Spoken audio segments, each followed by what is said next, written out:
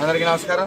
ఈరోజు Ramachandrapuram rural MDO ఆఫీసులో ప్రత్యేక అవసరాలు గల పిల్లలకు సుమారు 46 మందికి ఎలిన్కో సంస్థ సర్వశిక్ష అభియానం ద్వారా సుమారు 46 మంది పిల్లలకి అత్యవసర పరిస్థితులు గల పిల్లలకి వీల్ చైర్స్, అలాగే ఎలక్ట్రికల్ మోపెడ్ ఒకటి, వినికిడి పరికరాలు, అలాగే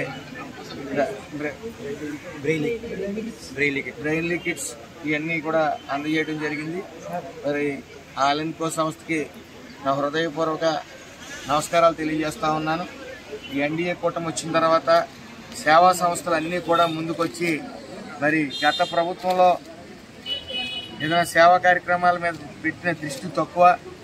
ఈసారి నిరంతరం నారా చంద్రబాబు నాయుడు గారు కానీ, పవన్ కళ్యాణ్ గారు కానీ, లోకేష్ గారు కానీ ఈ ప్రత్యేక అవసరాలు గల ముఖ్యంగా ఈ ఫుల్లీ బెడ్డెడ్ పేషెంట్స్ ఎవరైతే ఉన్నారో వాళ్ళని గుర్తించి 15,000 రూపాయలు అందిస్తున్నారంటే ఆ కుటుంబాన్ని ప్రభుత్వం దత్తత తీసుకున్నట్లు గమనించాలి. అందరూ కూడా ఓ మనిషి అక్కడ సాయం ఉండాలి, ఓ మనిషికి సేవ చేయాలి. బెడ్ మీద ఉన్నాయని కాబట్టి 15,000 రూపాయలు ఇవ్వటం, వాళ్ళు కుటుంబం ఇంట్లో కూర్చుని గడిచేలాగా మరి అతనికి సేవ చేసుకునేలాగా ఇంకో మనిషిని వెసులుబాటు కల్పిస్తూ 15,000 రూపాయలు ఇవ్వటం అంటే మరి అది మామూలు విషయం కాదు.